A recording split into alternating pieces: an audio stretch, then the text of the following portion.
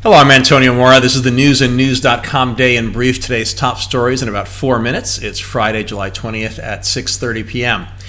A very tough week for President Trump just got worse with the news that his longtime lawyer, Michael Cohen, secretly recorded a conversation with him where they discussed a possible payment to former Playboy playmate Karen McDougal. CNN further reports that the FBI is in possession of additional recordings of conversations with Trump, and that upon hearing Cohen had taped calls with him, Trump said, "I can't believe Michael would do this to me." Current Trump lawyer Rudy Giuliani insists no payment was made and that the tape is powerful exculpatory evidence. However, Trump has denied he had an affair with McDougal, and late in the presidential campaign, a spokeswoman denied he had any knowledge of a payment the National Enquirer's parent company made to McDougal to buy her story. If that weren't enough, reports are that a Manhattan madam who went to prison and was connected to the prostitution scandal involving former New York Governor Eliot Spitzer has been subpoenaed in the Robert Mueller investigation. This all drowned out another controversial Trump interview where he called former President Obama a total patsy for Russia and that he will be Putin's worst enemy if things don't work out.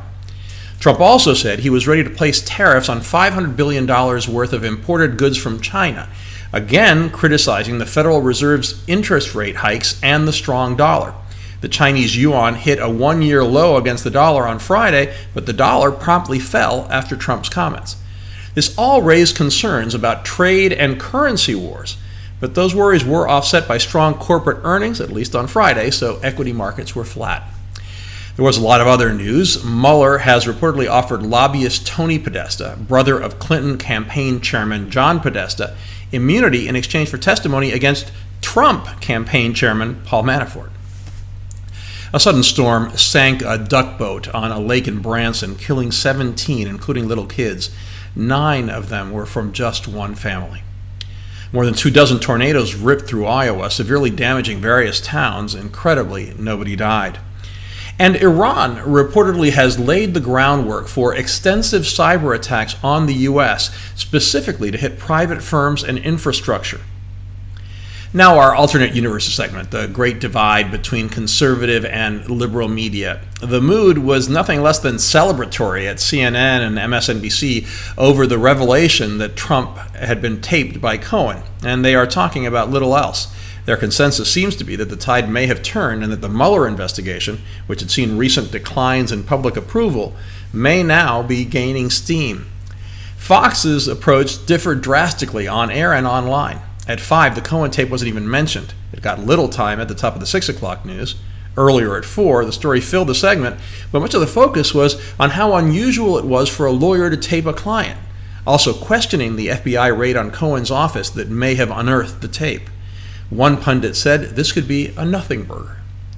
Finally, a new poll shows 60% of Americans would want to know if a DNA test showed a gene variant associated with an incurable disease.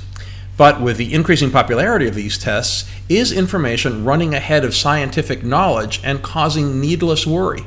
We've got a thought-provoking story on that. You can find all those stories and much more updated around the clock 7 days a week on newsandnews.com, where you will find all you need to know in one place. Please subscribe to our YouTube channel by clicking on the right of your screen just below this video. And please follow us on Facebook at Real News and News, and follow me on Twitter at AMoraTV. Have a great weekend. I'll see you again on Monday.